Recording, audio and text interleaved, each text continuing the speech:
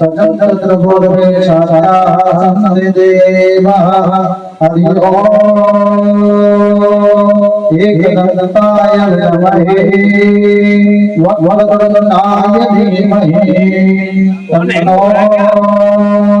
दन्ति प्रचोदयात् हरि ओम तत्पुरुषाय विद्महे महादेवाय धीमहि तन्नो रुद्राय प्रचोदयात् हरि ओम अग्निशुषाय नमः वायुपुत्राय धीमहि तन्नो हनुमत् प्रचोदयात् नानासुगन्धपुष्पाणि यथा भवानि च पुष्पाञ्जलि मया दत्ता लहामदमेश्वर सुमनसुगन्धे शोभनसुगन्धे महा पुष्पाञ्जलिर्गणे मेरे नाम करो पुष्पाञ्जलि समर्पयामि श्री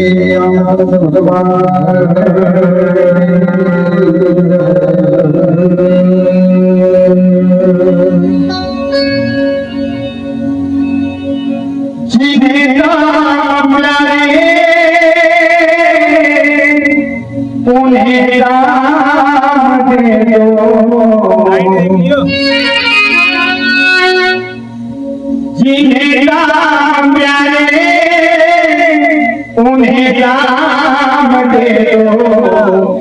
मुझे राम प्यारे मुझे राम दे दो इन्हें राम प्यारे उन्हें राम दे दो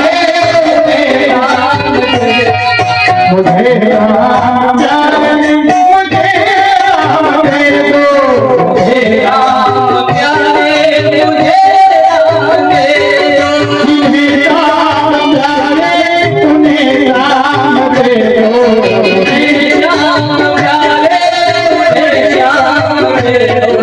मुझे राम प्यारे मुझे राम दे दो मुझे राम प्यारे मुझे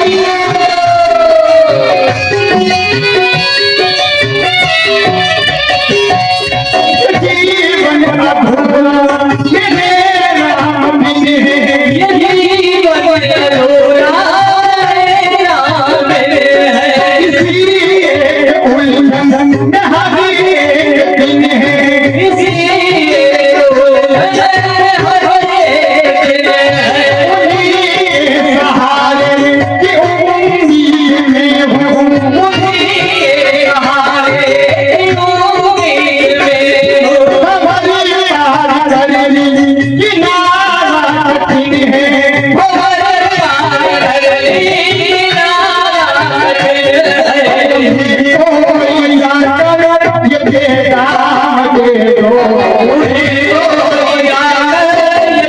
राम दे दो मुझे राम प्यारे मुझे राम दे दो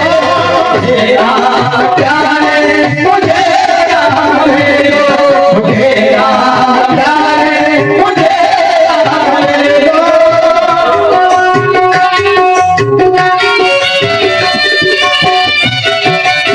प्यारे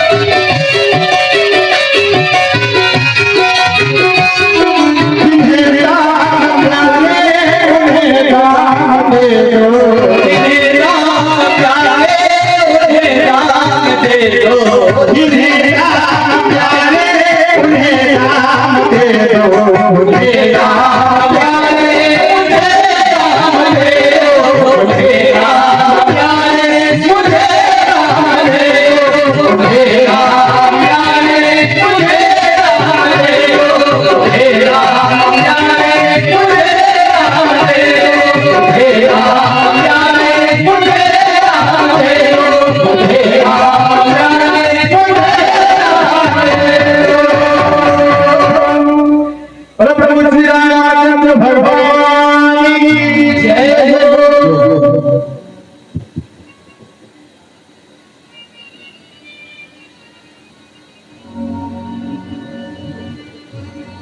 सेंटर देख ली बेटा इसका टाइमर चेंज कर देना कौन सा वाला हां वो भाई लाइट आ लगी देख लो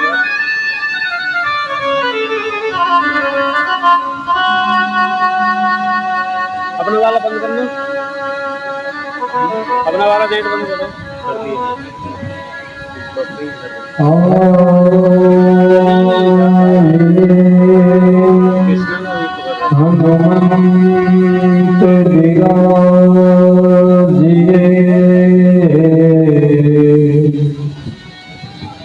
कथा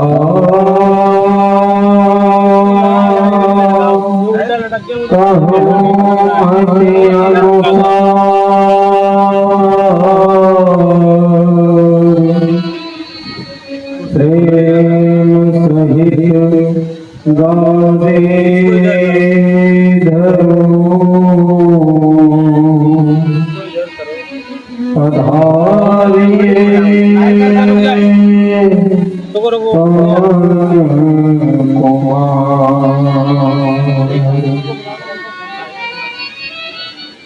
श्यावर रामचंद्र की जय हो पवन सुत हनुमान की जय उमापति महादेव की जय हो बोलो हरि सब संतन की जय हो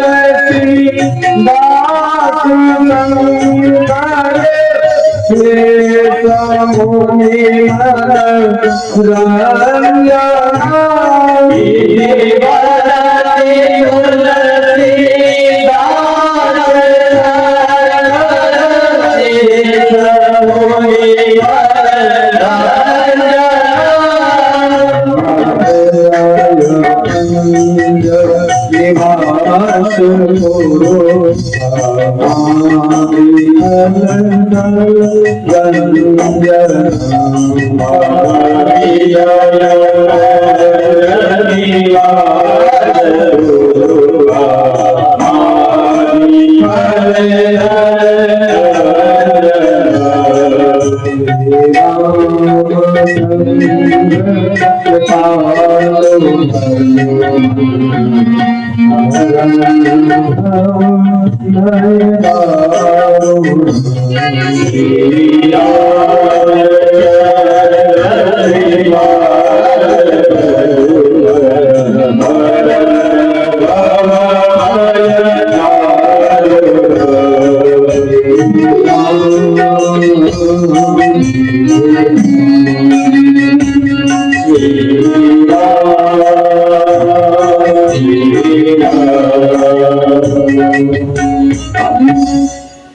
गुरु चरण सरोज निज मनो मुकुर सुधारि बरनो भर विमल जो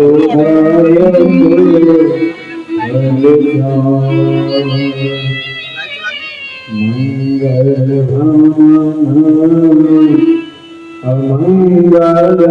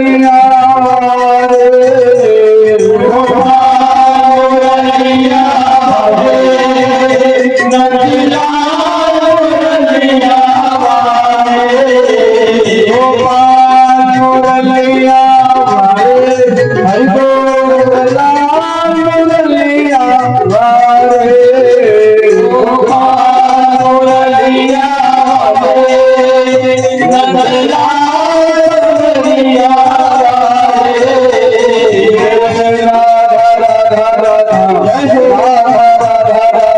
राधा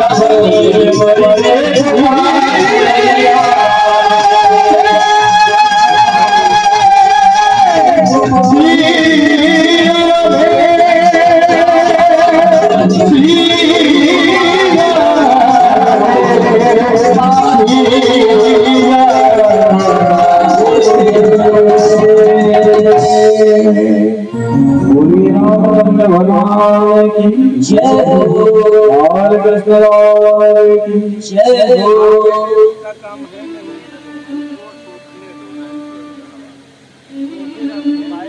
अब ये हवा बंद कर दो, हवा ये पानी नहीं बंद। कल की कथा में हमने आपने देखा कि भगवान सोच रहे हैं बैठे बैठे कि चित्रकूट की धरा पर तो हम लोग बहुत समझेंगे, और यहाँ पर कोई न कोई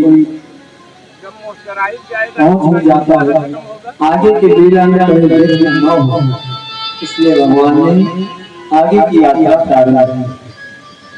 तुलसी बाबा कहते हैं कि भगवान जब जब आगे जाते हैं तो अत्रि मुनि का आसन पड़ता है। उनकी पत्नी है अनुसुईया। जैसे ही अत्रि मुनि के आश्रम में पहुंचे हैं भगवान, महात्मा जी ने बड़ा सुंदर स्वागत किया और उनकी स्तुति की। तुलसी बाबा ने कलम बंद किया और लिखा, नमामि भक्तवत्सलं कृपालुचन्द्रशेखरं, नमामि भक्तवत्सलं कृपालुशीलकोमलं, नमामि भक्तवत्सलं कृपालुशीलकोमलं, नमामि भक्तवत्सलं कृपालुशीलकोमलं। जामिते पदाम्बुजं अकामिनां पदामदं जामिते पदाम्बुजं अकामिनां पदामदं श्याम सुंदरं भवाम्बुनाथमंगलं श्याम सुंदरं भवाम्बुनाथमंगलं मुल्लकञ्जलोचनं मदादिगोत्रमोचनं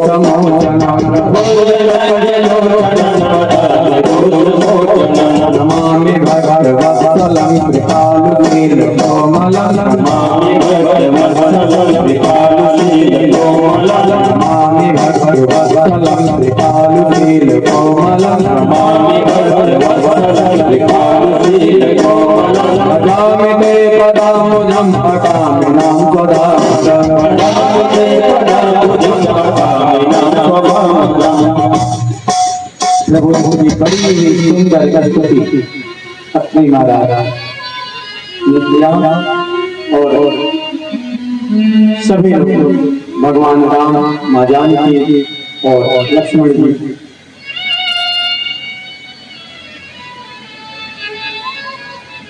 सब लोग अपनी महाराज के आश्रम में बैठे हैं।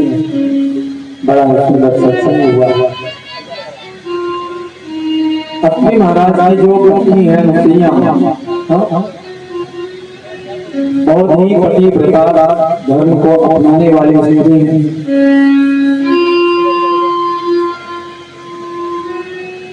इतना दिव्य पतिव्रत धर्म था नसिया माता कि उन्होंने अपने पतित्व के कारण उस धर्म के कारण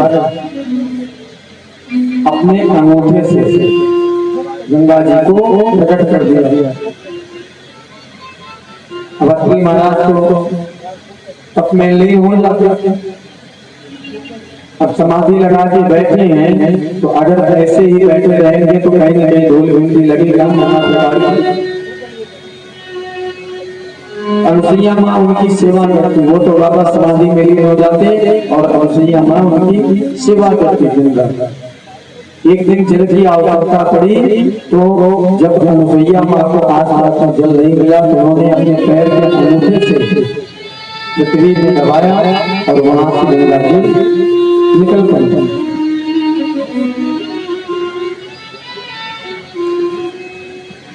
इतनी शक्ति होती है पतिव्रता में।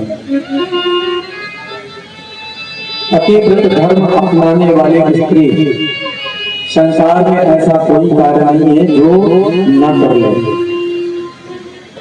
एक बार तो अपने पति को यमराज के दूतों के पास भी वापस ले आती थी। कितनी ताकत होती है। और ऐसा नहीं है कि जो नियम पत्नियों के लिए लागू होता है पतियों के लिए भी लागू होता है।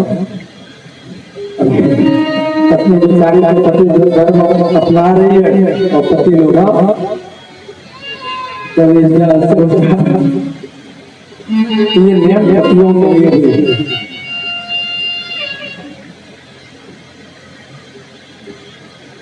सीता मैया को लगा अनुसुईया माँ पतिव्रत धर्म को अपनाती है तो क्यों न उनसे नारी धर्म के विषय में पूछा जाए।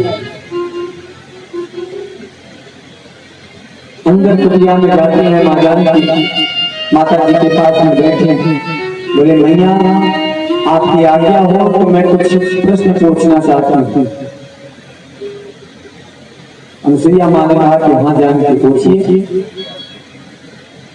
उन्होंने कहा मैया यह स्त्री धर्म क्या होता है,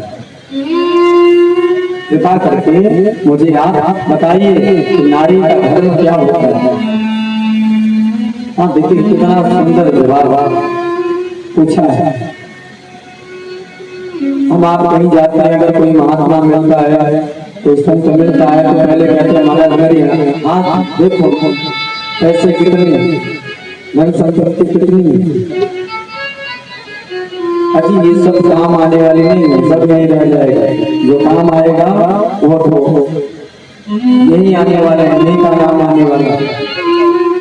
संत जब भी मिले, महात्मा जब भी मिले, उनसे यही प्रार्थना करना महाराज कृपा करके हमें बताइए हमारा उद्धार कैसे हो, हमारा मोक्ष कैसे।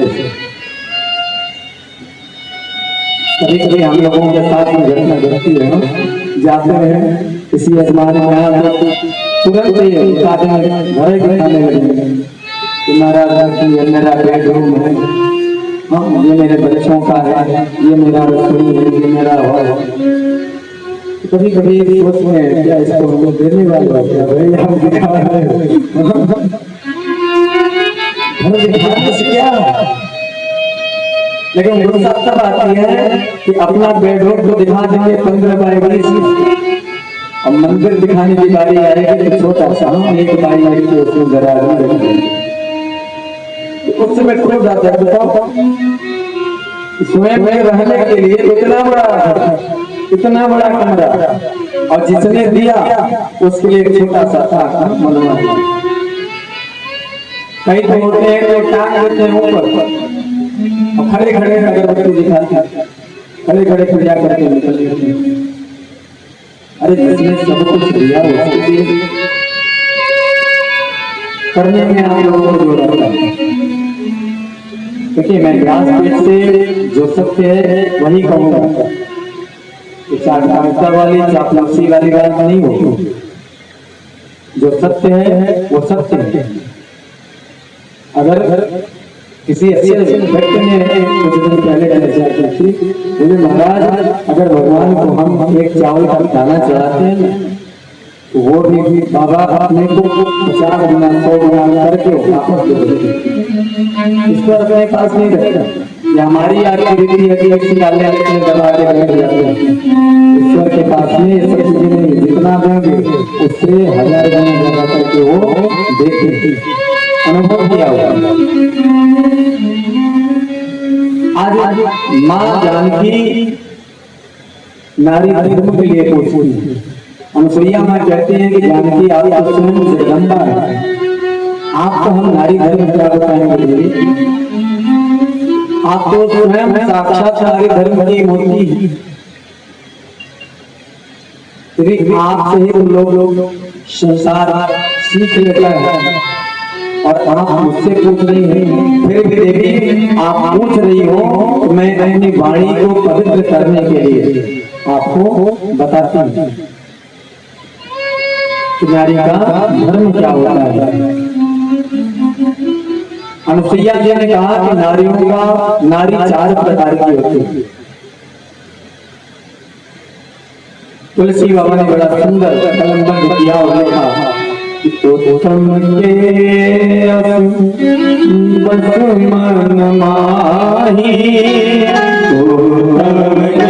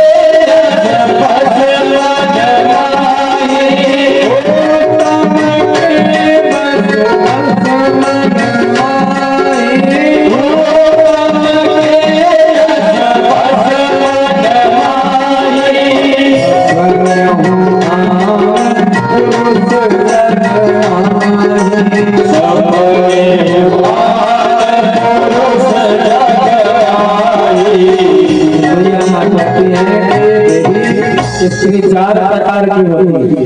पहला उत्तम,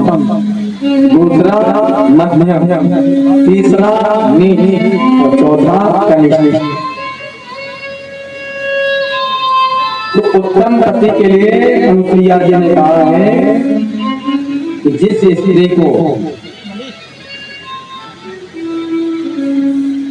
पूरे संसार में पति के अलावा सब भाई, पिता, चाचा ये प्रतीत हो वो स्त्री उत्तम प्रकार की होती है।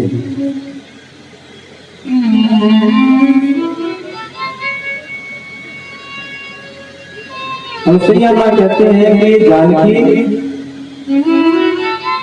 सबसे उत्तम पत्नी यह होती है जो पति वृद्ध हो, रोगी हो या दुखी हो। एक प्रकार से यूं समझे आप लोग भी हाव देख सकते, पति की स्थिति चाहे जैसे हो, उत्तम पत्नी वही होती है कि अपने पति के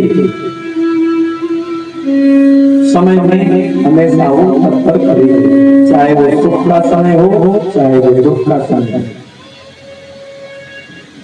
बहुत से स्त्रियों को देखा है, अनुभव है हम लोगों का, जब सही समय रहता है तब तो बहुत बढ़िया, बहुत बढ़िया, और जैसे ही समय में परिवर्तन करती तो सारी निकल जाती है।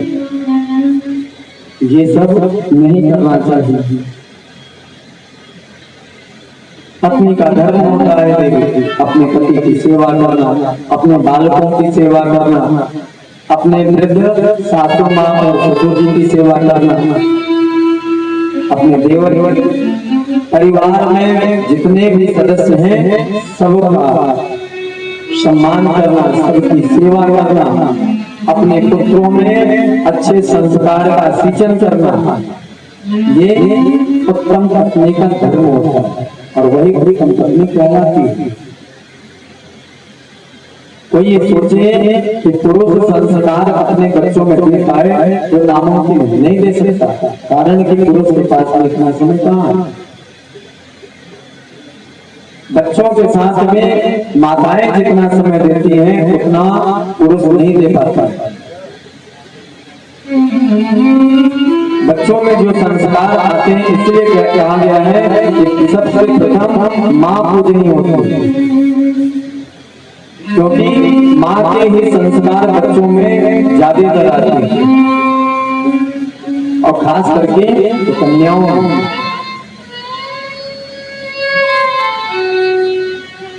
किसी बच्चे या बच्चे को देखकर या अनुभव किया जा सकता है, या अंदाजा लगाया जा सकता है कि इनके माँ बाप का संस्कार कैसे है।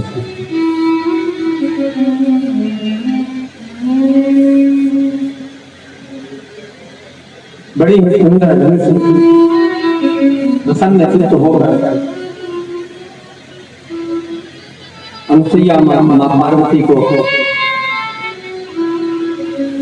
इसलिए धर्म के विषय में गा रही है। कहते हैं कि देवी अगर घर में कोई मेहमान आ जाए, कोई अतिथि आ जाए, चाहे वो रात को 12 बजे क्यों ना आए, लेकिन कभी भी किचन में से आवाज नहीं आनी चाहिए। ये भी अनुभव आप लोगों को बताते हैं। अगर आप किसी के घर जाइए और किचन में से आवाज आनी चालू हो जाए तो समझ जाना कि सामने वाले को आप आना अच्छा नहीं लगा। हाँ, कई जगह होता है, वो गिलास गिर रहा है, इधर पानी उधर डोल रही है, बर्तन निकालते हैं तो लगता है कि अभी बर्तन को सामने वाले को बोलेंगे तो बर्तन के लिए अपना गुस्सा निकाल देते हैं। इसलिए किचन से आवाज नहीं आनी चाहिए। हाँ, जो सत्संगी हो तो तुरंत पहचान जाता है कि किस भाव से हमारे पास में जलता आने वाला या आ रहा है। तो इन सबका भी विशेष ध्यान रखा जाता है।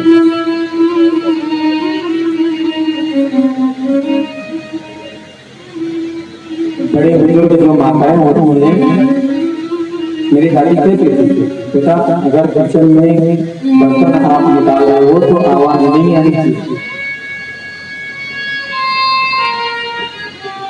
लौकिक कहानी, अगर किचन में आप बर्तन को आपस में टकराएंगे और अगर बर्तन से शोर या आवाज आएगी तो 100% आपके घर में वो शोर वो आवाज अपने आप को ही नहीं होगी। अगर अपने घर में शांति चाहती है तो किचन को बैकवर्ड बना के रखिए,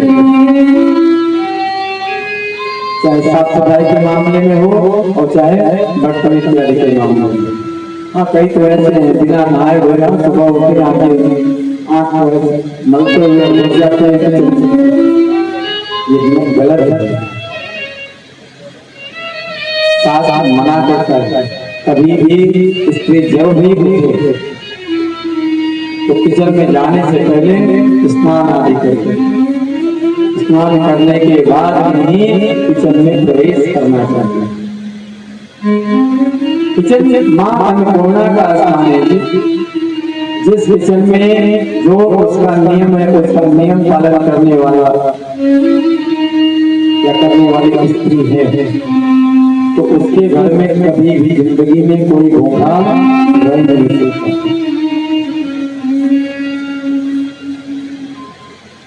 किचन ही एक ऐसा रास्ता है जो परिवार में सुख लाएगा या दुख लाएगा। कहते हैं कि जैसा खाए और वैसा होए मन। पतिदेव बेचारे तो नाना प्रकार का पता नहीं क्या क्या उजाड़ करके घर में धन संपत्ति लाते हैं। अब वो 1 नंबर का है, 2 नंबर का है, पति लोग जाने। लेकिन अगर उससे आ रही है, पहले तो जो आ रहा है उसमें से प्रशांत निकाल दीजिए, घर में लगी 90% जो बच रहा है उसमें से जो किचन में सामग्री आ रही है तो भोजन बनाए तो पहले जो कन्हैया को मानने वाले कन्हैया को भोग लगाए, जो बालाजी को मानने वाले बालाजी को भोग लगाए, जो राम जी को मानने वाले हैं वो राम जी को भोग लगाए। यानी कहने का मतलब यह है कि पहले ईश्वर को भोग अर्पण करके और फिर परिवार में उस प्रसाद को वितरण कराइए। तो जो भी दोष उसमें रहा होगा वो भोग लग जाने से वो दोष स्वतः ही मिट जाएगा। अब भोग बनाना है तो अब ये थोड़ी नहीं कि बच्चों पर भी चिल्ला रहे हैं, हाँ इधर उधर दिमाग नहीं चल रहा है और भोग हो गई तो फिर उचित नहीं होता है। भोजन बनाते समय भी इस चीज का विशेष ध्यान रखा जाता है। भाव, आपका भाव कैसा है? आप देखिए, अनुभव किया होगा आप लोगों ने, जब आप लोग भोजन बनाते होंगे तो उस समय कुछ दिन तो या कभी ऐसा हो जाता है कि बड़ा ही दिव्य भोजन बनता है, सामग्री सब वही पड़ रही है, और कभी कभी ऐसा होता है कि भोजन खाने की इच्छा नहीं होता हो। किचन में जितना सामान पड़ा है एकदम दिव्य भोजन बना वही सामग्री पड़ी, लेकिन वही सामग्री बाद में कभी ऐसा होता है मौका मन नहीं लग रहा है, जहां से होगा आपका जो सम्मान है उसका स्तर कम हो। साथ रखना कहता है, मुसैया जी कह रही है कि आप अपने पति पर इतना प्रेम न्यौछावर कर दो कि गलत मार्ग पर जाए। अगर नहीं सुन रहा है तो 5 माला, अगर 1 माला कहते हैं भगवान का तो 5 माला करिए और फिर जाके पति को समझाइए। एक दिन ऐसा आएगा कि पति स्वतः ही आपकी बात मानने को तैयार हो जाए और गलत मार्ग से हटकर अपना सही मार्ग पर चलने लगे।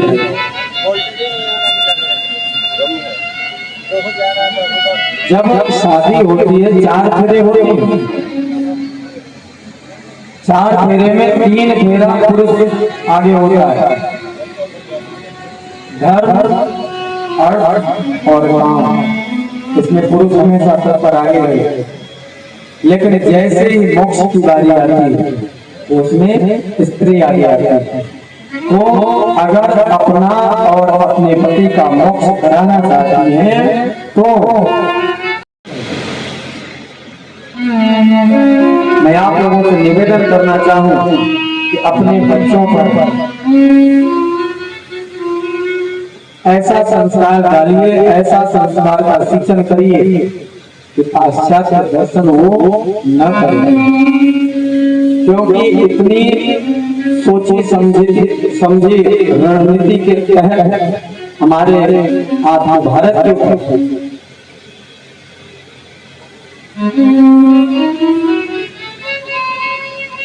पश्चिमी सभ्यता को थोपा जा रहा है। हमारे आपके भारत का, हमारी आपकी संस्कृति, हमारे आपका ये कल्चर नहीं है जो व्यवहार आज समाज में चल रहा है। इसलिए आप लोगों से करबद्ध प्रार्थना करो कि शख्स अगर अपने अपने घर में सुंदर संस्कार अपने बच्चों में देना प्रारंभ करेंगे, कैसे उठना चाहिए, कैसे बैठना चाहिए, क्या पहनना चाहिए, क्या नहीं पहनना चाहिए, क्या खाना चाहिए, क्या नहीं खाना चाहिए, कहाँ जाना चाहिए, कहाँ नहीं जाना चाहिए, कहाँ किससे मित्रता करनी चाहिए, किससे नहीं करनी चाहिए। आजकल बड़ा फैशन चला आया है मित्र बन रहे, अभी कोई मित्र नहीं बन रहे हैं, सब अपने समय का इंतजार करते हैं। जैसे ही उनका जो स्वार्थ है वो पूर्ण हुआ तो आपसे दूरी बनाते उनको देर नहीं लगेगी। अपने बच्चों को समझाइए कि आपका सबसे बड़ा मित्र, सबसे बड़ा हितैषी अगर कोई है तो आपके माँ बाप, आपके गुरु हैं।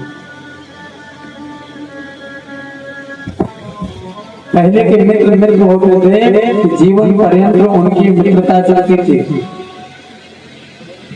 और आज के मित्र नहीं रह गए, वो अवसरवादी हो गए हैं। जब तक अवसर रहेगा उनको कि आपसे उनका काम बनता रहेगा, तब तक तो आपके मित्र बने रहेंगे। जिस दिन उनका अवसर निकला उस दिन वो आपको छोड़ के निकलेंगे, और न विश्वास हो तो कभी आजमा के देख लेंगे।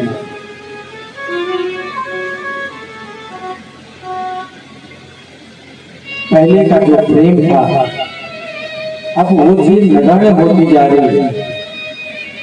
कारण वही है कि लोग बात संवाद करना भूल गए हैं।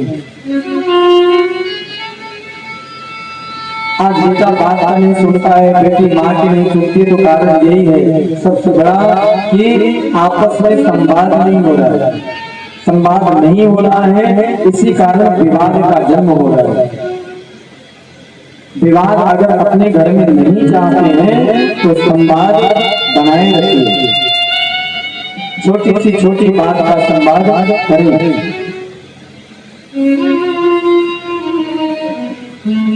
कभी कभी बच्चे घर से बाहर जाते हैं तो उन पर भी ध्यान रहना चाहिए हमारा आपका, कि वो जा रहे हैं तो कहाँ जा रहे हैं, क्या कर रहे हैं, किसके साथ बैठ रहे हैं, किसके साथ उठ रहे हैं।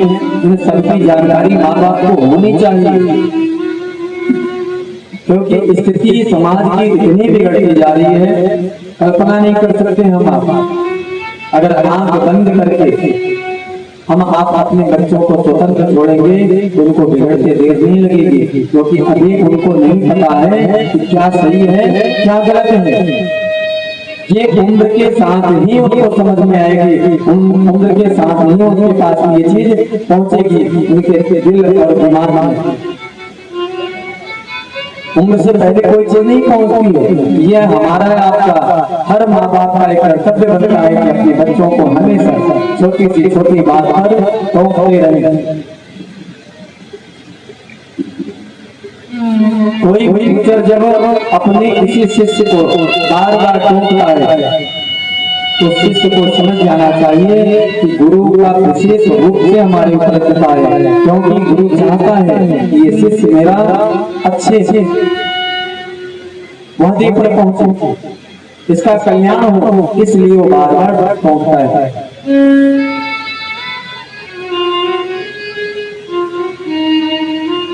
आज अनुसुईया मां बड़े सुंदर ढंग से नारी धर्म के विषय में बताया। उसके बाद में प्रभु वहां से विदा लेते हैं। तुलसी बाबा कहते हैं कि प्रभु आगे की यात्रा शुरू करते हैं तो आगे उन्हें सरभंग नामक एक महात्मा जी का आश्रम मिला। भगवान जब चले हैं तो एक महात्मा के आश्रम में भगवान पहुंचे। सबको दर्शन देते हुए भगवान आगे बढ़ रहे हैं। सरभंग ऋषि के आश्रम में पहुंचे। ऋषि महात्माओं को सूचना मिली, भीलों को सूचना मिली, सब लोग भगवान से मिलने के लिए पधारते हैं। भगवान ने सबको स्वीकारा, सबको हृदय से लगाया।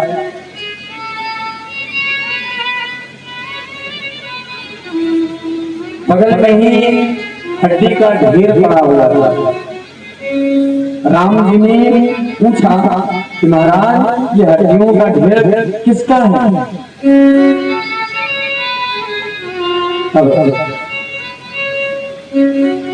महात्माओं ने कहा महाराज ये हड्डी और किसी का नहीं, सब ऋषि महात्माओं का ही। चरण कर सकल मुनि खाए, चरणी सकल मुनि खाए, चरणी कर सकल मुनि खाए, चरणी सकल मुनि खाए। मुनि रघुवीर नयन जल छाए, सुनि रघुवीर नयन जल छाए। चरण कर सकल मुनि खाए,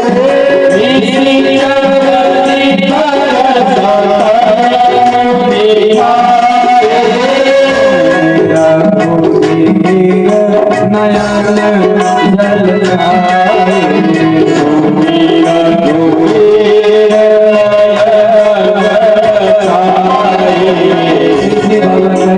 जैसे ही भगवान के कानों ने महाराज ये ऋषि महात्माओं का हड्डी है, जिनको निशाचरों ने खा लिया है और उनकी हड्डी का भगवान के कानों में जैसे ही यह बात पहुंची, भगवान के कान से अश्रुपात होने लगे। तुरंत ही भगवान क्रोधातुर होकर कहते हैं निश्चरहीन करहु महीन, भुज उठाई कनकीन, सकल मुनि के आश्रम जाहि जाहि सुख दीन। भगवान राम ने अपनी दोनों भुजाएं उठाकर और संकल्प करते हैं कि हे महात्माओं, मैं संकल्प करता हूँ आज पृथ्वी को निशाचरों से विहीन कर दूंगा। सभी ऋषि मुनि महात्माओं के कुटीर कुटीर में जाकर उनको आनंद दूंगा।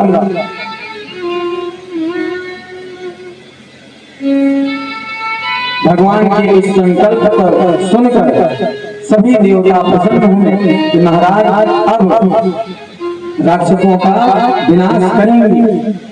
इस धरती से अब राक्षस मारे जाएंगे। ये धरती, ये गौ, ये महात्मा यहाँ के सब लोग आनंद पूर्वक भक्ति कर पाएंगे। संकल्प करके प्रभु वहां से यात्रा प्रारंभ करते हैं। आगे अगस्त जी का आश्रम है, उससे पहले सुकेशर जी महाराज अगस्त जी के शिष्य हैं। जैसे ही उनको पता चला कि भगवान राम आ रहे हैं, लौटने लगे जमीन पर, धूल अपने ऊपर डालने लगे, पेड़ों का आलिंगन करने लगे,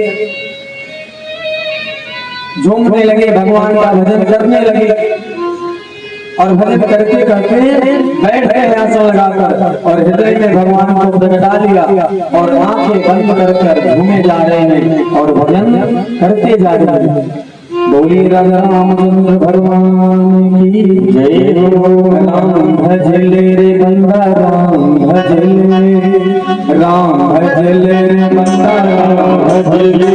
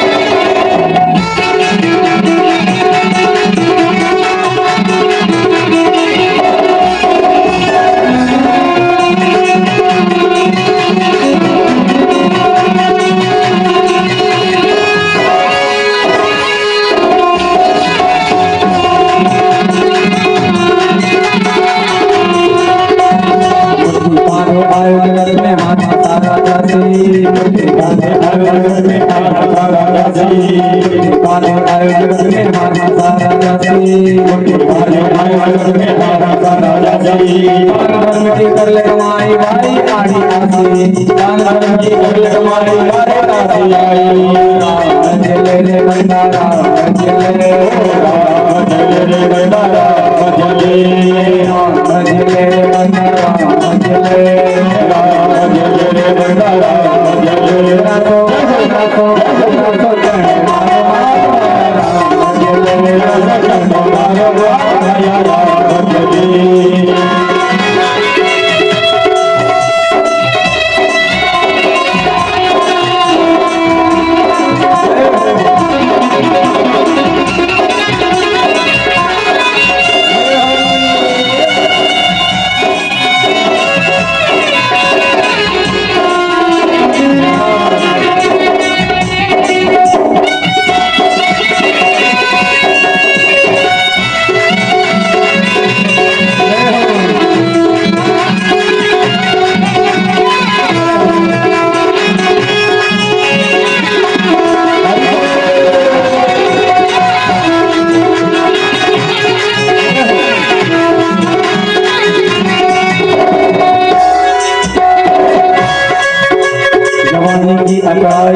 टेढ़ो चलो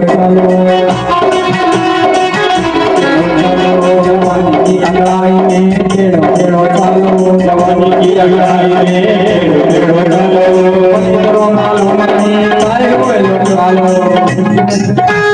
अब करो मालूम नहीं आए हुए लोग वालो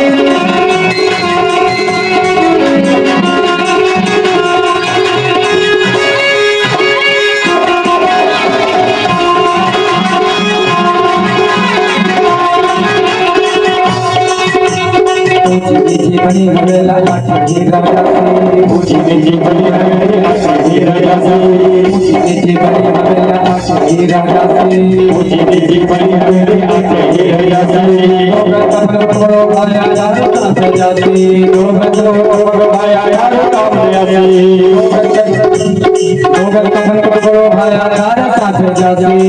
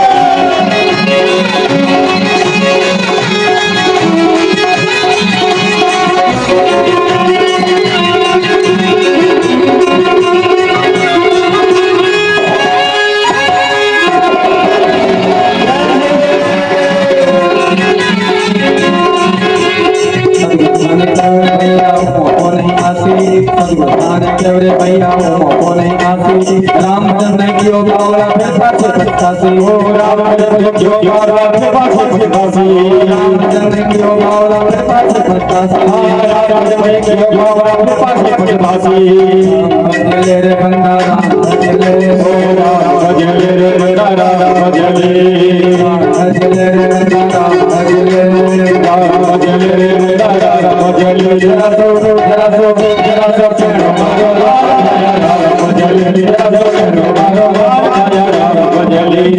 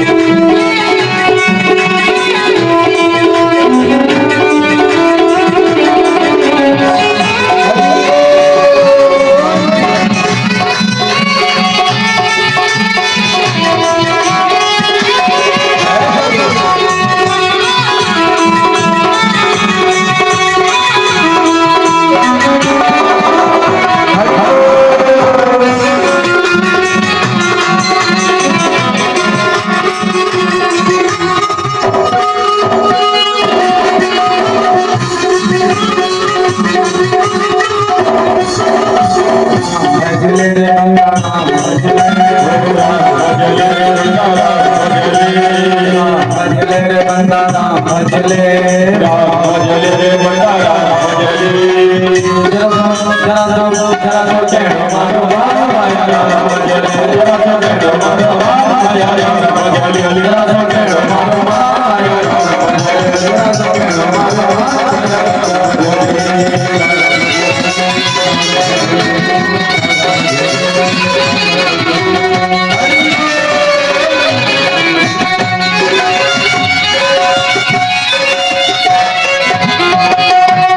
बोले रामचंद्र भगवान की जय हो। सुतेश्वर महाराज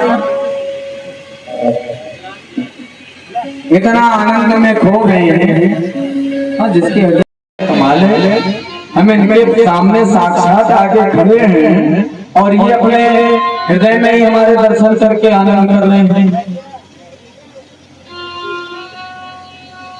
राम जी बार बार आंखें खोलने के लिए कहते हैं कि महाराज आंख तो खोलो, आंख तो खोलो, लेकिन जब आंख उन्होंने नहीं खोला तो हृदय में ही भगवान ने चतुर्भुज नारायण रूप लिया। बोलिए रामचंद्र भगवान की जय हो। जैसे ही भगवान ने अपने चतुर्भुज को किया वैसे ही विकल हो गए सुतेश्वर जी महाराज। तुरंत आंखें खोली और जैसे ही आंखें खोली तो देखा सामने राम लक्ष्मण और जानकी मैया खड़ी। तुरंत भागे दौड़े गए चरणों में गिर पड़े। बोले महाराज आज मैं धन्य हो गया, आज मैं कृतार्थ हो गया। महाराज आपकी बहुत बड़ी कृपा जो आपने मुझे दर्शन दिया। महात्मा जी लोग क्या कुछ अलग से किए होंगे क्या? कुछ नहीं किया होगा, उन्होंने सिर्फ भगवान का नाम ले लिया होगा। भगवान स्वयं उनके पास पहुंचे।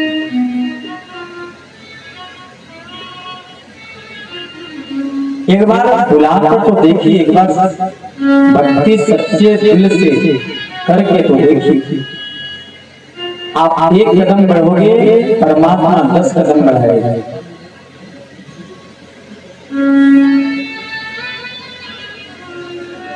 कथा शुरू नहीं हुई थी तो मन में खूब राव होगा, कैसे होगा, क्या होगा, बहुत सी चीजें। फोन भी आ रहा था मेरे पास कि सब छोड़ दीजिए परमात्मा के ऊपर, सब हो रहा है, कि बारिश भी हो रही है, सब चीज का अनुभव बना रहे हैं। तेरी कथा आपने समझ चल रही है। आप लोगों को पता है इस 1 किलोमीटर के रेडिएशन में 1 किलोमीटर की परिधि ले लीजिए, इसके बाहर भयंकर बरसात हो रही है। इतनी बरसात हो रही, शायद यहाँ पर बारिश हो जाए ना तो सही सलामत हमारा बैठ नहीं पाएगा, इतनी बारिश हो रही। लेकिन भगवान की बहुत बड़ी कृपा है कि हम आप कथा के समय बैठ रहे हैं और कथा चल रही है। अब इससे बढ़ के भगवान की कृपा क्या लेंगे हमारा? एक बार करके तो देखिए। सुतेश्वर महाराज के पास में भगवान राम पहुंचते हैं। बड़ी ही सुंदर ढंग से सुतेश्वर जी महाराज ने उनका स्वागत किया। प्रभु ने कहा कि महाराज आपको कुछ चाहिए तो बोलिए। महात्मा है भारत के, कैसे बोले महाराज आपको जो रुचि हो आप दे दीजिए। और हम आप जब जाते हैं भगवान के पास आकर, अच्छा सच बताना है आप लोग, भगवान के पास जाने के बाद में कितने लोग उनका हाल चाल लेते हैं? कोई लेते हैं? आप लोग मंदिर को सभी जाते हैं, आप लोग कोई लेते हो?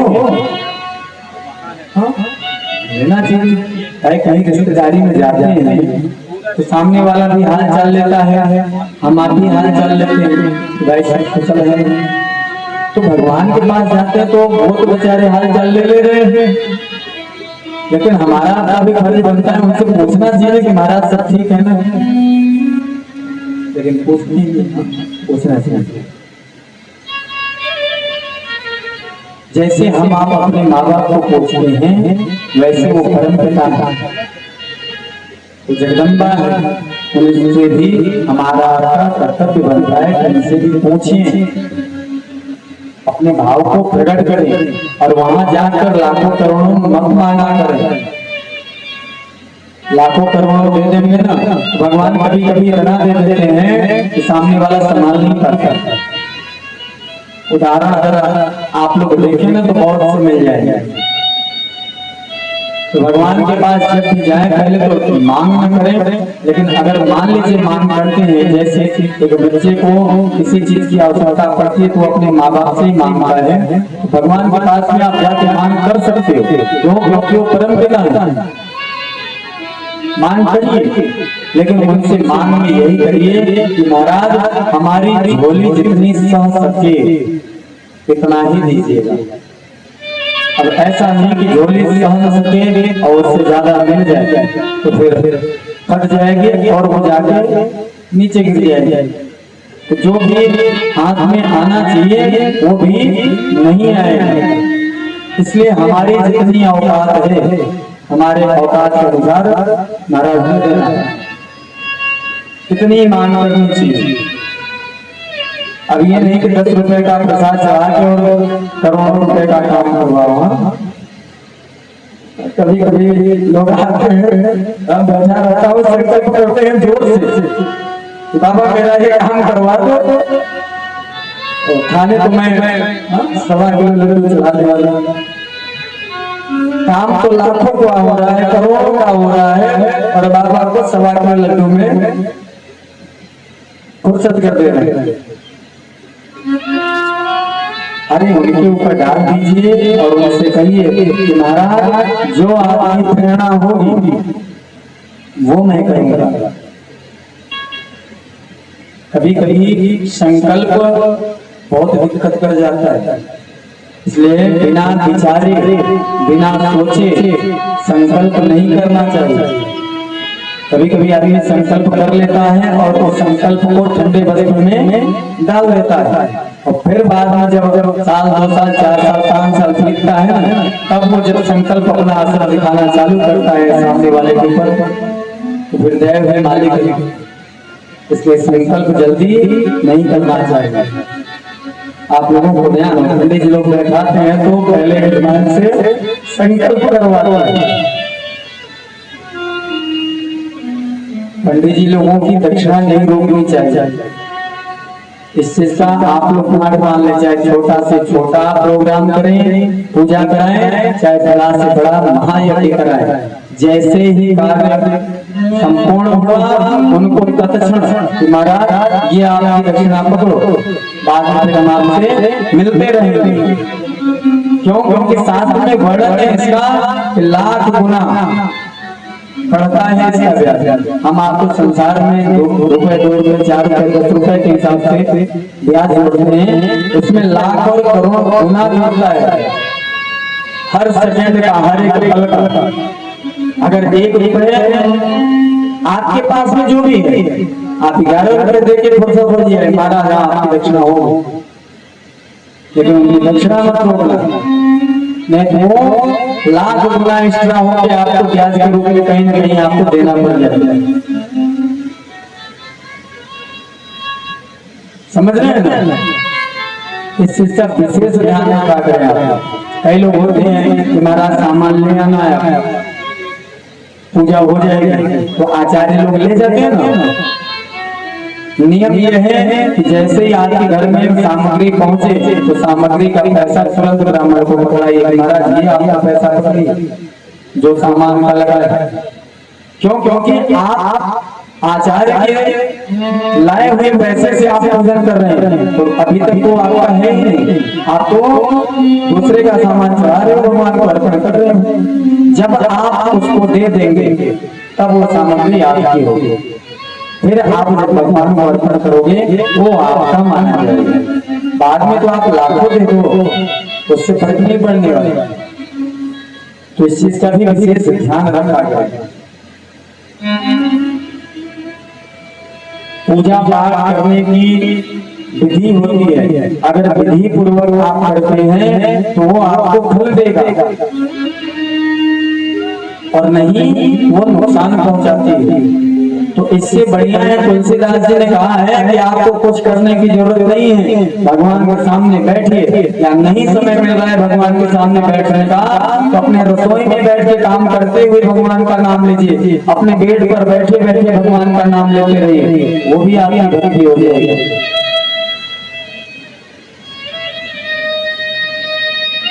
कई लोगों को देखता हूँ शिव जी के पास में चिपक जाती हैं माताएं, ऐसे भी पूछी। अभी कल ही राठौर साहब से बात हो रही, बता रहे महाराज गया था मंदिर और मैंने सोचा सफाई कर लो, ढेर सारी करके गए थे, वो बेचारे हाँ उठाने लगे तो इतने बड़े बड़े कांटे, अब वो शिव जी के ऊपर चढ़ी हुई, बताइए हाँ जी उचित है। और जैसे उन्होंने पकड़ा है तो भगवान की कृपा थी, हाथ में चुभा नहीं, और शायद चुभ जाता तो फिर तो जब हम चुभता हमें आपको दर्द होता तो क्या ईश्वर के सिर पे हम आप रख रहे हैं कांटे, तो क्या उन्हें नहीं चुभेगा? कई लोगों का होता है दूध दही ले जाएंगे, घी ले जाएंगे, बस चढ़ा के बस हो गया। अरे भाई हम आप भी खाना पीना खाते हैं तो हाथ धोते हैं, मुंह धोते हैं, पानी पीते हैं, तो भगवान को भी तो करे ना। अब ऐसा नहीं कि दूध चढ़ा के बस हो गया, फुर्सत हो गई, दूध चढ़ाई तो स्वच्छ जल से उनको स्नान कराइए, पवित्र करिए, सब साफ करिए, ताकि उनके पास में कोई गलत चीज न रहे। स्वाभाविक सी बात है, हम आप बैठे हैं और चारों तरफ जूठन खड़ा हो तो हमें आपको अच्छा लगेगा? नहीं लगेगा। तो जब हमें आपको अच्छा नहीं लगेगा तो उन्हें कैसे अच्छा लग सकता है? और फिर उनसे कामना करेंगे कि महाराज हमारा ये काम करवा दो, एक तो सामने वाले को नाराज नहीं कर रहे हो आप, और ऊपर से उनसे कामना भी कर रहे हो, तो कहां से होगा? इसलिए मैं आप लोगों से बराबर प्रार्थना करूं, कभी भी मंदिर में जाए, पूजन में जाए, धर्म स्थल पे जाए, तो कभी भी गंदगी न करें। प्रयास कभी भी शिव जी के पास में जाए, उनको पूजा करें तो हमेशा सुंदर ढंग से उनका पूजन करिए, उनको उनका श्रृंगार करिए, आरती करिए। आज सत्यशील जी महाराज को भगवान दर्शन देते हैं, सत्यशील जी एकदम आनंद में हो गए, बोले महाराज मांगिए क्या चाहिए? सत्यशील जी ने यही कहा, महाराज मुझे कुछ नहीं चाहिए, जो आपको लगे कि मेरे हित ही है वो आप मुझे दे दीजिए। तो ईश्वर को तो सब कुछ पता है, क्या देना है, कब देना है, कैसे देना है, क्योंकि हम आप अभी 1 घंटे की बात ये नहीं पता है कि 1 घंटे बाद क्या होगा, और 100 साल का इंतजाम करके बैठ जाते हैं कि इसके बाद हम ये करेंगे। हाँ पहले अनुमानित कर लेते हैं, बैठे रहेंगे, पीछे का भी स्मरण करते रहेंगे और आगे का भी बनाते रहेंगे, कल्पना करके हिसाब लगाते रहेंगे। अजी अभी का तो कोई निश्चित नहीं है, आप भविष्य में क्यों जा रहे हो और भविष्य को सोच के क्यों परेशान हो रहे हो? अभी का जो चल रहा है चलने दीजिए, आनंद में रहिए। सब जो अपना कर्तव्य है, जो अपना कर्म है, उस कर्म को करते जाएं, क्योंकि कर्म भी जरूरी है। अब ऐसा नहीं है कि आप दिन भर बैठ के माला ही करते रहिए।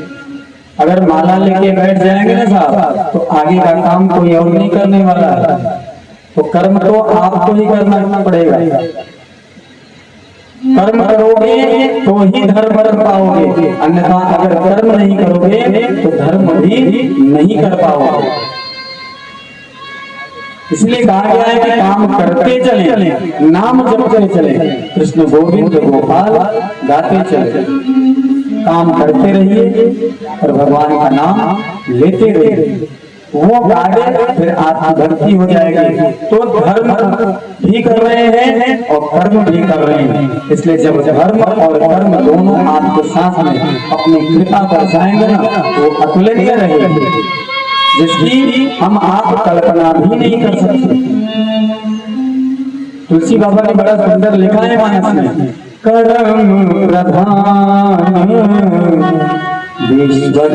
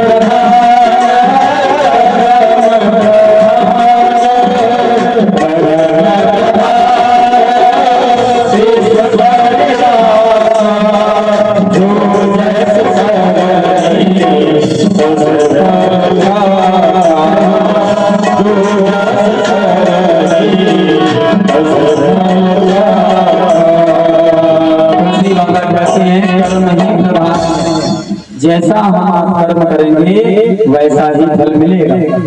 कभी कभी अपने कर्म का तत्क्षण हमें आपको फल मिल जाता है और कभी कभी 2 4 साल 5 साल 10 साल 20 साल बाद मिलता है, लेकिन मिलता जरूर है। अगर अधर्म के नीति से आप धन संपत्ति जोड़ोगे तो ये आप श्योर रहिए कि एक न एक दिन या आपके पीछे से आपका बच्चा उस धन संपत्ति से अपने ही परिवार का नाश करेगा। ये सबसे बात मैं आप लोगों को बताना चाहूंगा। करबद्ध हाथ जोड़कर मेरी प्रार्थना है कि हमेशा आप लोग पुण्य करते रहिए किसी न किसी माध्यम से। जितनी प्रभु ने अपनी औकात बनाई थी अपने औकात के सामर्थ्य के अनुसार धर्म के लिए अवश्य करें, क्योंकि बनारस में काशी में कहावत है कि बाढ़े भूत पिता के धर्मा। माँ बाप के पुण्यों से बच्चे अपने आप आगे बढ़ते हैं, तो हर माँ बाप का कर्तव्य बनता है कि वो पुण्य करें। हमारी 10 रुपए की औकात है, हम 10 रुपए पुण्य करेंगे। कोई जरूरी नहीं कि मंदिर में जाके दान पात्र में डाल के नहीं, उस पैसे का सदुपयोग हो, वो अच्छे कार्य में लगे, भगवत कथा में लगे, सत्संग में लगे, किसी गरीब को किसी चीज की जरूरत हो उसमें लगे, वो पैसा आपका धर्म कहलाएगा। और धर्म में खर्च किया हुआ पैसा वो लाख गुना बनकर वापस पुनः आपके पास में पहुंचता है। जरूरी नहीं कि वो मैंने कहा ना कि तत्क्षण मिल जाए, हो सकता है 2 साल 4 साल बाद घूमकर आपके पास आ जाए, लेकिन आएगा जरूर। बोलिए राजा रामचंद्र भगवान की जय हो। सुखदेव जी महाराज बड़े ही प्रसन्न हुए, भगवान ने भक्ति का दान दिया और कहते हैं कि महाराज ऐसा अभिमान जाइन भोरे,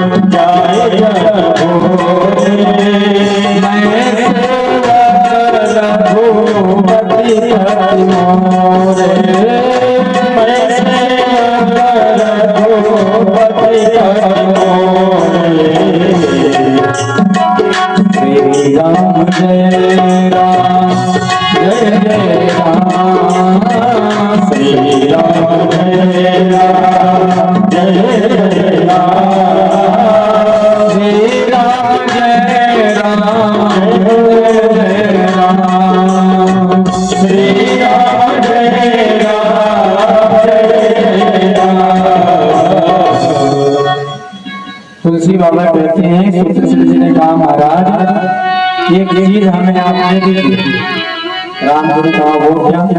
बोले महाराज मेरे अंदर कभी ये अभिमान न आए कि मैं राम जी के चरणों का सेवक हूं। ये अभिमान मेरे अंदर कभी नहीं आना चाहिए। लोग ऐसे कृपा करते भगवान का धन्य है महात्मा।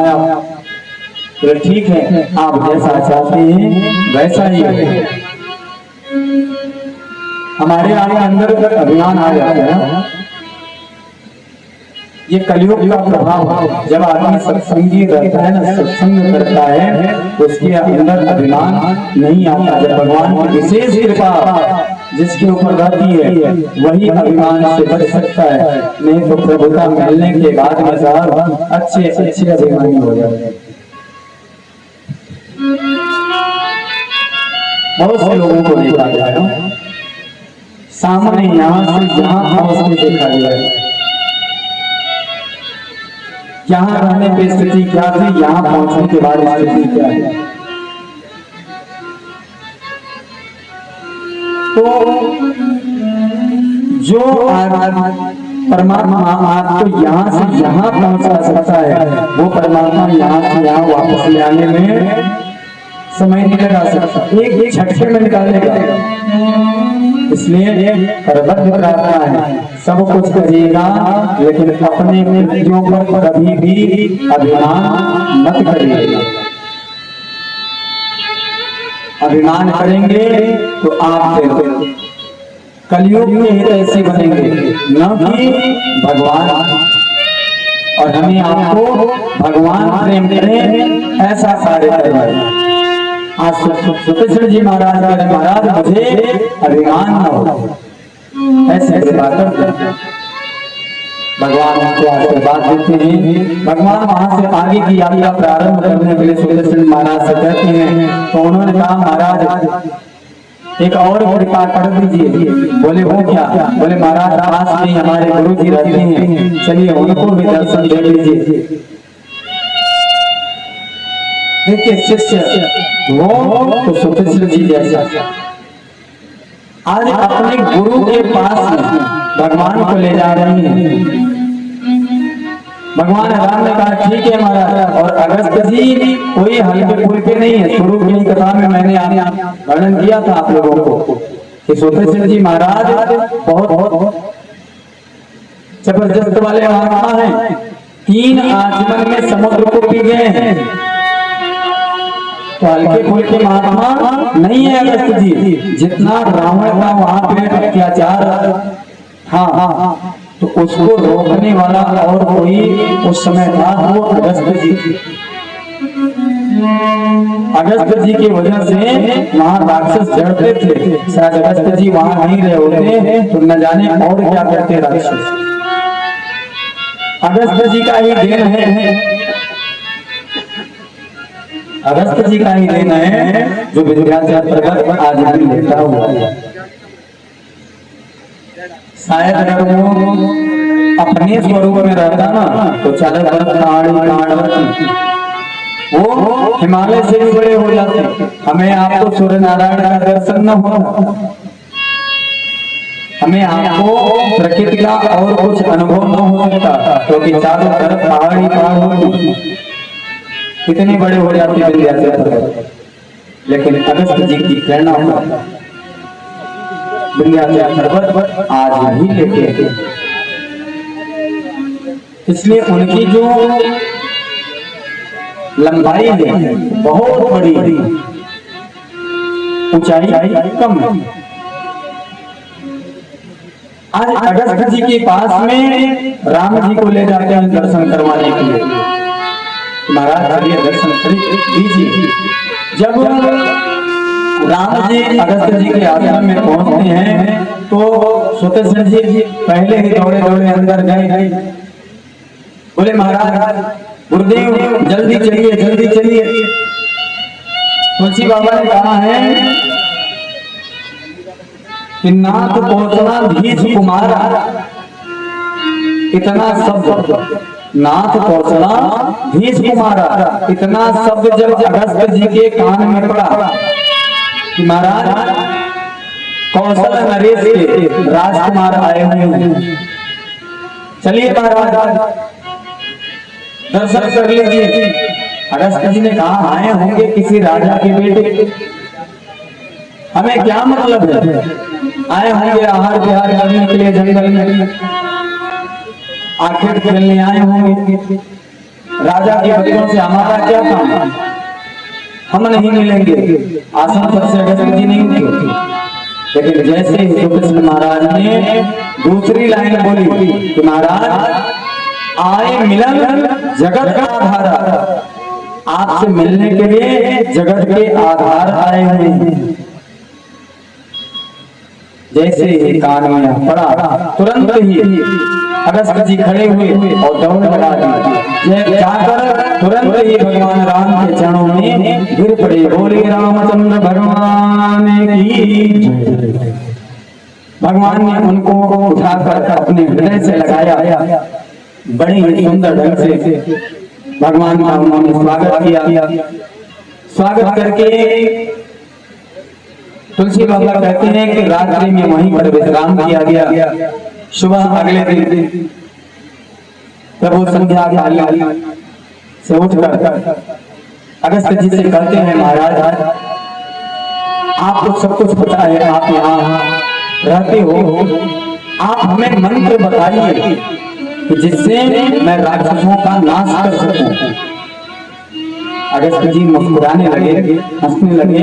बोले महाराज जिसकी भृगुटी मात्र से भृगुटी हल्की सी टेढ़ी कर दें तो वो पृथ्वी क्या पूरा ब्रह्मांड डोलायमान हो जाए।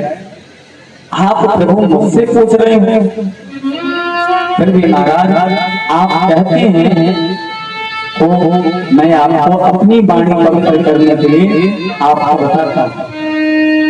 देखिए यहाँ पर महात्मा जी लोग हमें आपको सीख दे रहे हैं कि कोई भी बड़ा समझदार ज्ञानी व्यक्ति अगर हमसे आपसे कुछ चर्चा करे, किसी विषय में जानने का प्रयास करे, तो उससे कैसे वार्तालाप करनी चाहिए, क्या कहनी चाहिए, ये सीख हमें आपको महात्मा जी लोगों की वाणी में मिल रहा है। उधर कनकैया जी ने भी यही कहा था। जब जानकी जी ने पूछा कि भैया नारी का धर्म क्या है, तो उन्होंने भी यही कहा कि आप तो स्वयं जगदम्बा हैं, आपको हम क्या सीख दे सकते हैं, लेकिन मैया आप कहती हो देवी तो मैं आपको अपनी राय बताती हूँ। तो यहाँ पर अगस्त जी ने कहा महाराज जिसके भृगुटी टेढ़ी करने से पूरा ब्रह्मांड डोलायमान हो जाए, आप ब्रह्म हमसे पूछ रहे हो, तो महाराज अपनी वाणी को पवित्र करने के लिए मैं आपको वो मार्ग बताता हूँ। तब अगस्त जी ने कहा महाराज आप इस रास्ते से जाइए, आगे पंचवटी वन है जहाँ पर महात्माओं के श्राप